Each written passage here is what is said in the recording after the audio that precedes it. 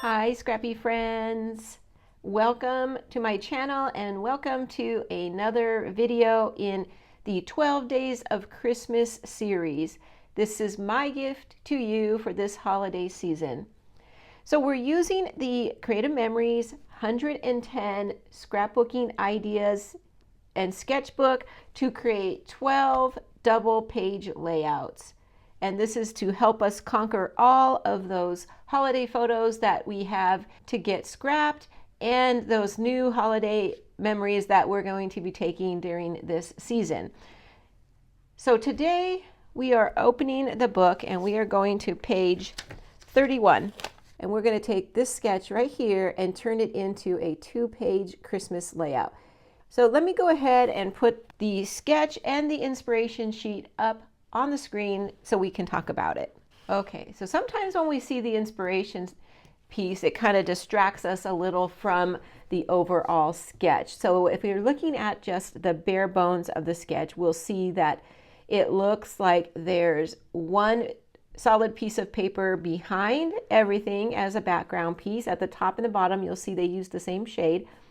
Then there's a top border and a bottom border, and then a block of paper in the middle that looks to be that it could be the same shade as the top and maybe not. So this sketch, I have to admit, was a little bit challenging for me when I was looking at the inspiration sheet, layout, because I did have to go to the blog and hunt for this one to read the directions, and then even that didn't help me because it looks like there's paper on the inspiration sheet that's not mentioned in the sketch.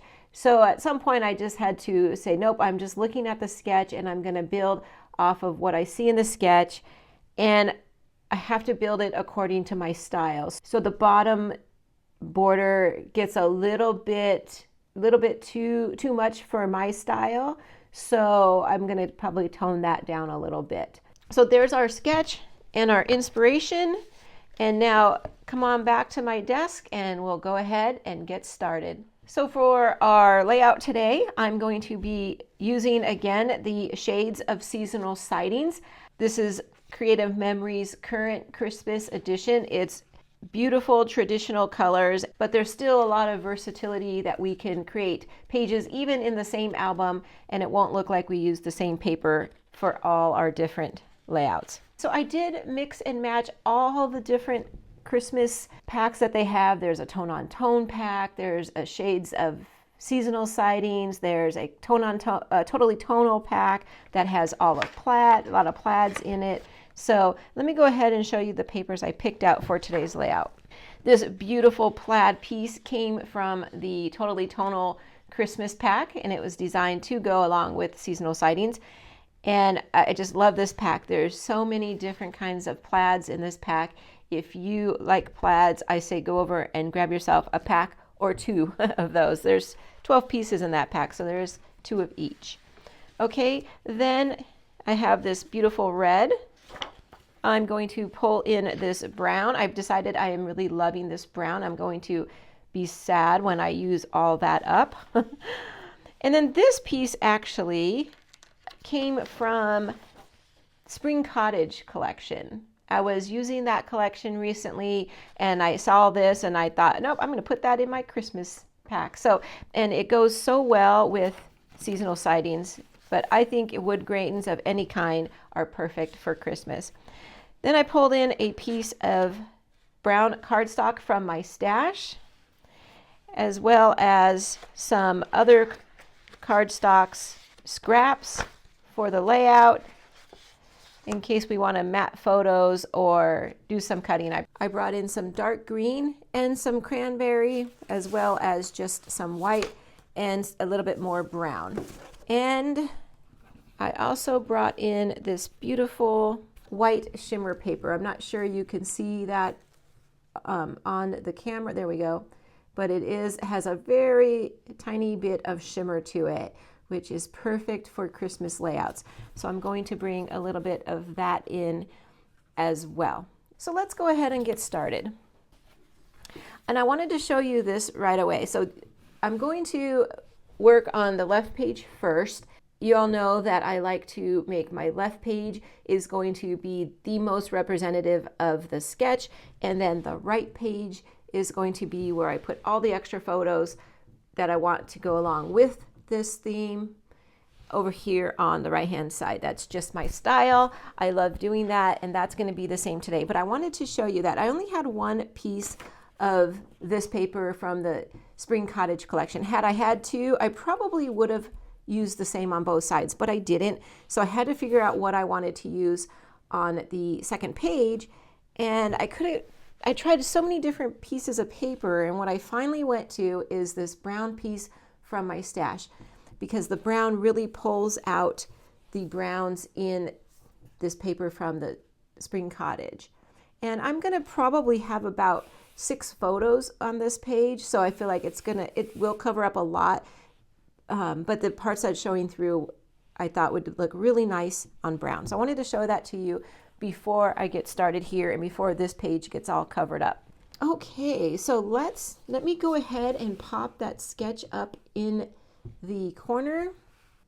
So to get started on the design of this, I think it's best for me to start with my photos. So if we look at the sketch, they use a total of 3 photos and 2 mat cards, and I really want to keep it the same. So I'm going to bring in one photo and put it right here, and a second photo and put it catty corner like that. If you look at the sketch, all it is a strip here and a strip here, and then they just matted opposites. Okay, so I'll show you what I mean in a minute. So to complete my top row, I'm going to bring in this mat card. I thought it was so perfect. My pictures from this that I'm going to scrap are from last year's Christmas Eve celebration with some friends and family.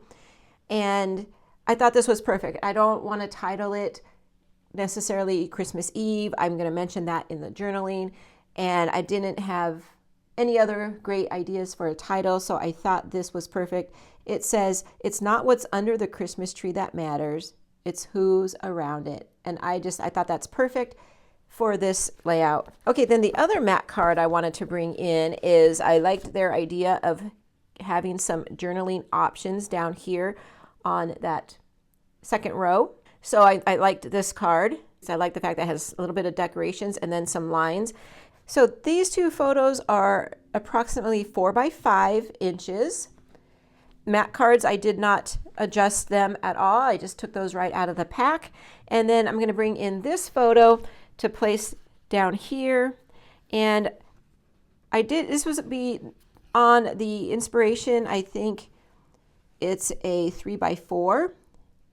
But I wanted to make it have a little bit more room to journal over here. So I had room to trim my photo. So I did go ahead and do that. And then I'm going to scoot it all the way to the edge of the card, just like they did. So I'm going to have this spot in here to do the journaling that I need to do for this double page layout. Okay. And I do apologize. I do need to cover up some of the faces. Then what we're going to do is we are going to mat opposite photos. So I'm going to take this photo here and this photo, and I'll put them on the same pattern paper. And then I'm going to take both mat cards. I'm going to also mat them as well, and they'll be on opposite papers. Okay, so let's bring in our trimmer. Scoot that off to the side a little bit. And the first one we'll do is we'll work with the brown. Okay, so my photos are 4 by 5s, so I'm going to give it I'm going to do a 4.5 inch cut for this design today. You know, normally I like a smaller frame, but today I do want to highlight my pattern paper, so I'll do a 4.5 inch. And then I'm also going to do a 5.5 inch, and if you didn't know, it's right to the edge of the trimmer is 5.5. So I'll just hold that there. Give me one. And then I'll do a second one, and that'll give me my 2 mats for these 2 photos. And I'm going to center it and place it right toward the edge of the paper. Same on this one. Center it and put it right toward the edge of the paper. Okay. Then I'm going to bring in the red piece as well.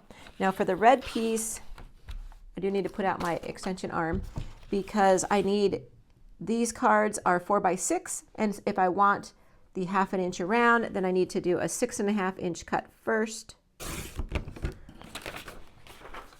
and then 4.5 2 times.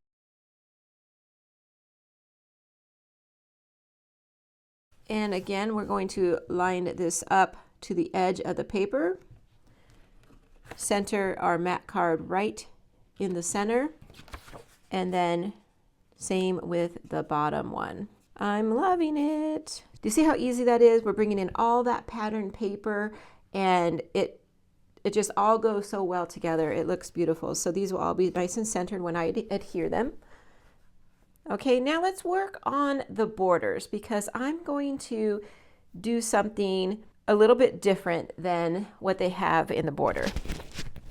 So I'm going to put the inspiration, just the inspiration, back up on the screen for a moment, because here I want you to see what they did. If you look really closely, they used like a yellow, and it looks like they did some kind of punch out or something to kind of give it a ruffly kind of look, and I liked that, so I wanted to kind of create the same thing. So what I'm going to do is I'm going to bring in this beautiful plaid paper, and I'm going to cut it like 1.5 inches.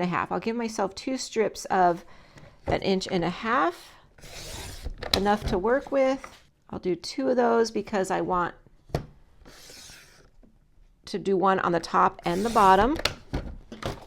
Okay, now what I'm going to do to kind of represent that same look is I'm going to do some paper tearing. Okay, so I'm just going to rip a little bit off of the edge here and kind of give it that wavy look that it looks like in the photo. So I kind of want to give it some dips and valleys as I go along here, but not getting too crazy. I love doing paper tearing on Christmas layouts for some reason. I just think it kind of gives, maybe it's because it looks like wrapping paper being opened. Then I'm going to stick this at the top and just have a little bit poking out like that. Yep, I really love that. And I'm going to do the same thing to this piece. Give it a little bit more dips and valleys if I can.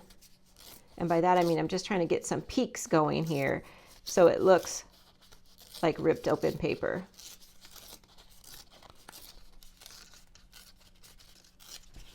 Okay, and this one's going to go right down here at the bottom. And what I'm probably going to do is bring this one pretty close to the bottom and then play with my placement here a little bit. Yep. Okay, so there we go. It's going to look a lot like that, except because I do want to have a little bit open space at the top to create a border, but at the bottom, like I was mentioning, I'm not going to add any other borders. I'll do some embellishing, but I won't add too much in. And you'll see I did end up covering up a lot of my background paper. So if you really wanted to, you could, even put a strip here. That's probably about 1.5 inches.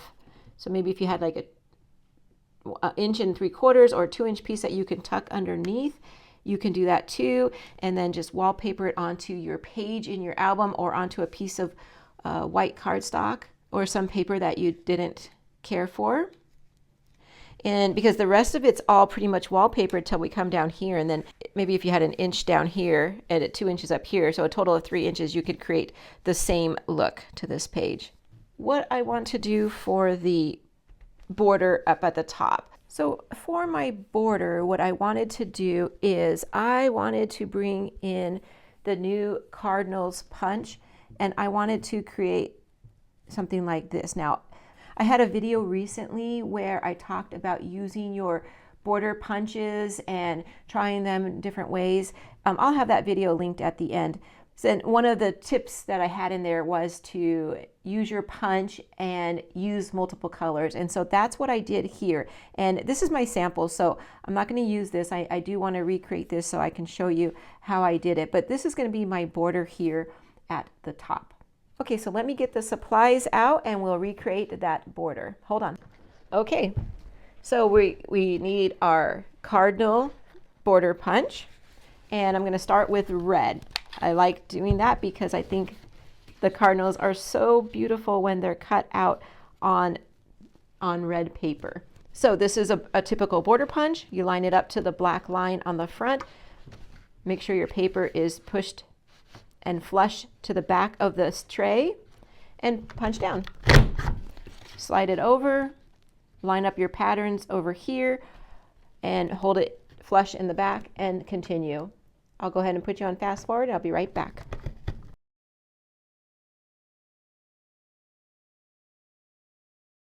Okay, so that's our red portion. And we're going to come back to that one in a moment because next we are going to make a brown portion. Now this piece, if you put it into your punch, you'll see that it's going to be perfect amount paper to punch it out, but I have a hard time seeing it there in the front. So I'm going to bring in a little bit of a little Post-it note, and I'm going to put my Post-it note right here at the bottom edge of my paper. So the most important thing is that it's flush up against your edge. And I'm just going to use this as a guide when I put it into my punch so that I can still see the black lines on the front and make sure I'm getting a nice even punch. It's basically for that first one because then I can slide it over and use the guide on the side like normal. Okay, so I'm going to punch out the brown one and I'll be right back.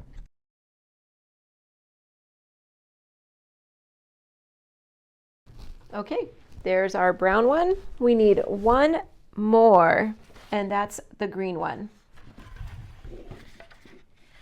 Okay, this one I don't need to do anything with except punch it out. So I'll be right back.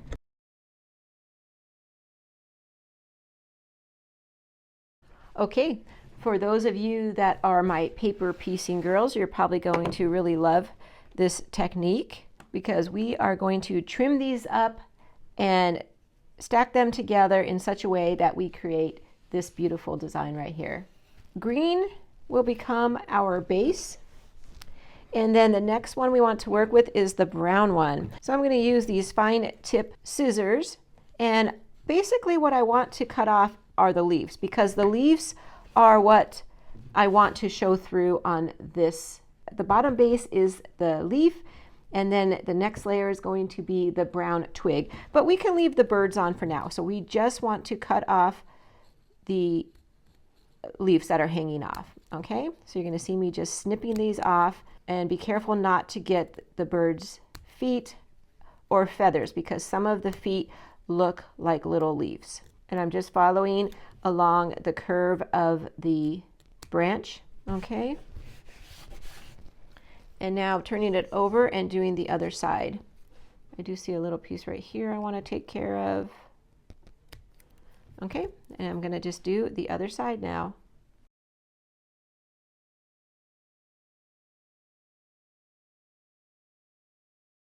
Okay, now we're going to lay this one right on top of the green one.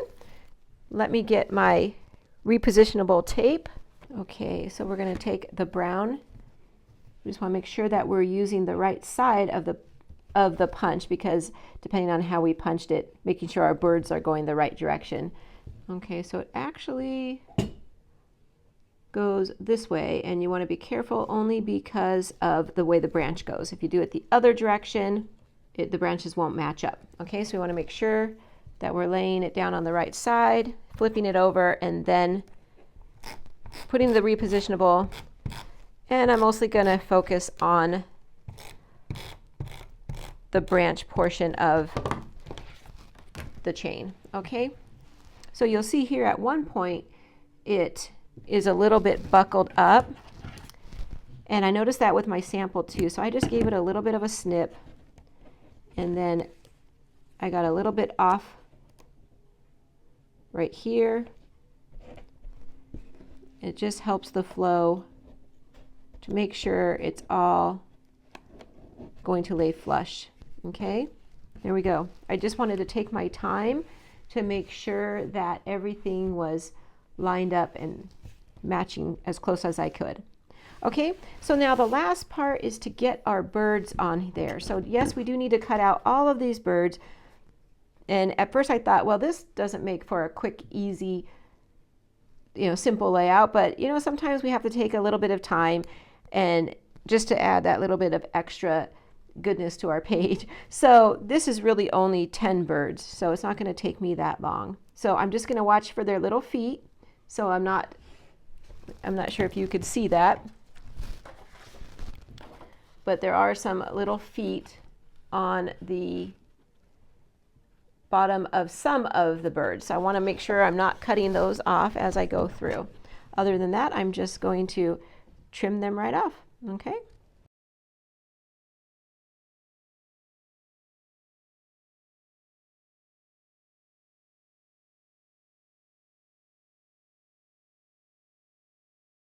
Okay, so as I was going around, I was just trying to follow the roundness of the bird as much as I could. And like I was saying, to avoid chopping off their feet.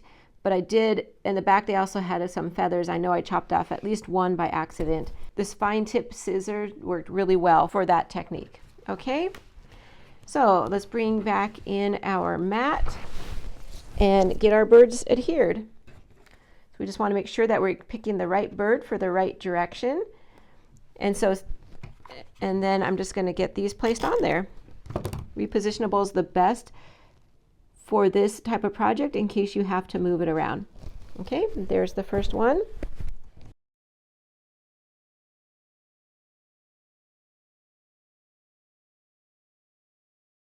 There we go. I love it. Do you love it? Let's bring our page back in here and give me a second. I'll get this all back in place.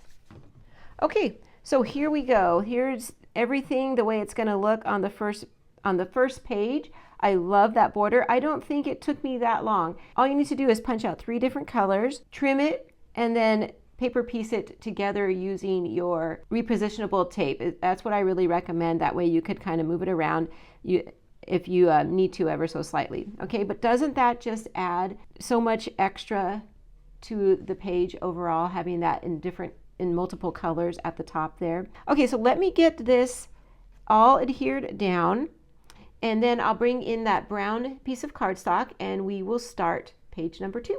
Okay, hold on, I'll be right back. Okay, so we're back. I have everything adhered down, and before I start the next page, I am going to ruffle up this paper at the top just to kind of give it more of a rough look, and I'm just using my fingernail to do that. And that's just, I don't know if you can even see that in the photos, but just to give it a little bit of more texture, I'm going to do the same thing down here just to add a little bit of something to this page. Okay. Okay.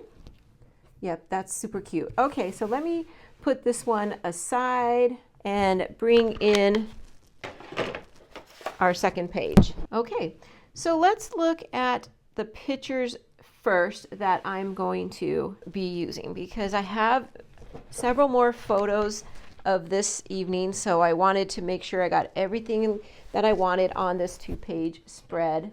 I have one photo that I kept in its large, pretty close to a 4x6. It's actually a 3.5 by 6. I wanted this to be my focal photo on this page, and everything else I trimmed down, and I'm going to put around this photo. Okay, so I'm going to have this one, and I do want it to be a little bit taller than the other photos. And let's see, let's put this one up here, and this one down here, and then this one, and then this photo is going to go right like that. Okay, so I want this one a little bit below everything else, this one a little above, and on this side I am going to keep some space in between each photo to kind of give it a little matte of brown between each photo. Okay, the only photo I'm going to matte is this one right here. So I'm going to scoot it aside a little bit so I can bring in my trimmer and the red paper. You'll see here that I could have trimmed off some of that top of that photo without any problem and not lose my photo, but I did want this to be taller and give more of an impact on this page. Okay, so that's why I'm going to keep it. So this is about maybe a little over 3.5 by 6 inches. So I'm going to cut a mat for it. And I think the first thing I'm going to have to do is the 6.5 width first, because this paper is not wide enough to be 6.5 inches. Okay, and then I'm going to go ahead and give it a 4-inch mat and see if I like it. I can always trim it down. That should be perfect. Okay, so let's see what we have. So I am going to kind of scoot everything aside now. So I still want to have them have their own little space between. So I'm just going to even everything out. This photo I didn't trim as much, but maybe I need to. These two are the same in width, and these two are the same in width. So I will evenly space those out when I go to adhere. Okay, so it's going to look like that. Now what I need to add is I do want to incorporate some kind of border to match the other side. So here we did the 1.5-inch piece of paper with this beautiful plaid. I'll do a 1.5-inch strip and I'll paper tear it and kind of bring that in as a shelf for that side.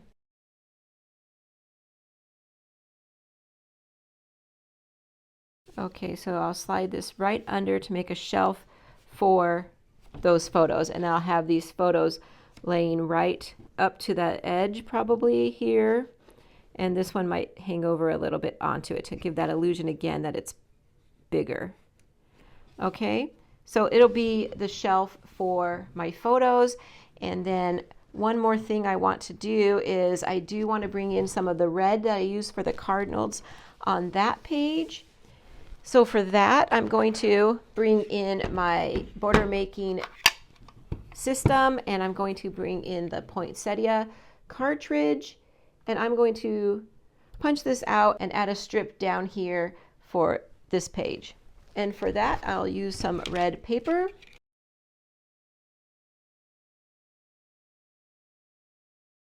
Okay, this is an edge punch, so we do want to trim it off the paper. And I'm going to do about a 1 inch. I think that's going to be plenty. I don't want a wide border on this. And I'm going to lay this right on top of our border strip of plaid paper.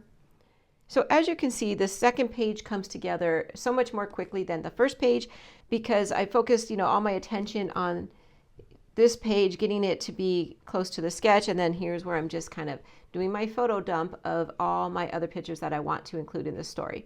Okay, so let me get this adhered down, and I'll be right back, and we'll start embellishing. Okay, hold on. Okay, everything is adhered down. I love it. I love this plaid at the bottom, and this red poinsettia punch just punched out adds just a little bit of texture to it, brings in the red from my Cardinals on the other page. So I don't believe that both have to match, so I didn't want to bring another row of Cardinals down here, but I did want to bring in that red. So we are ready to embellish. So let me bring in my circles and decide where we're going to embellish. So I think for the large area, I would like to come right up here on that page.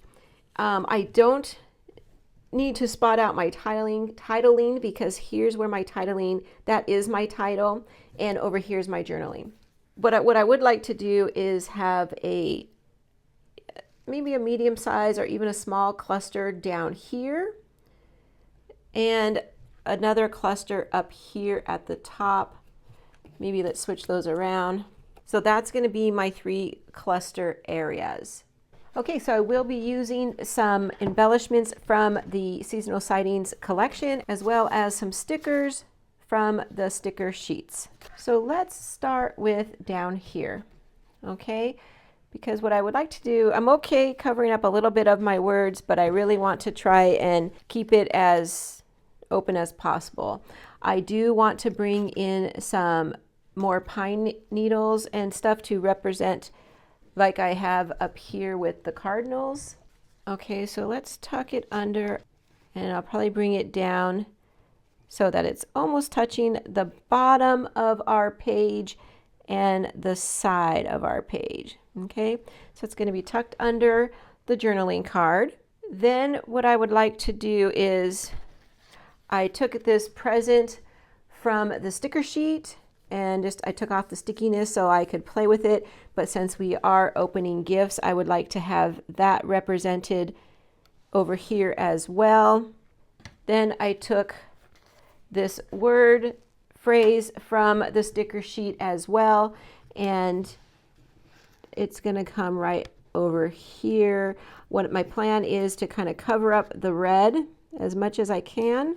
So tuck that right under there and bring the present over the top of it like that. In fact, I will pop the present up onto some foam tape and it will look like that. Yep, that looks cute. So from my angle, you can still see the writing underneath where it says Holiday Memories. Then in this cluster here, I think what I would like to do is add in some holly and some berries, because over here I have hollies and berries, so I kind of adding that, counting that as part of my embellishment cluster. So I'd like to add some more of those up there. Maybe another present. The present also has some holly leaves on it, so that's perfect. I want to make sure I have that exposed. So I'll probably have that present tucking out from underneath the bigger hollies there. Now in our inspiration sketch, I'll pop it back up here for a moment. You'll see that they had some photo corners on this mat card, and I just happened to have these out from, I was finishing up using my Welcome Home collection, and so these have been laying out, getting them ready to file into my color system, and I thought, why not bring them in? It has a little bit of bling on it, and it happens to be silver, but I'm okay with that. So I think I'll put those in opposite corners on that mat card just to give it a little something. I think that that's cute, and I get those used up, and so I'm very happy about that.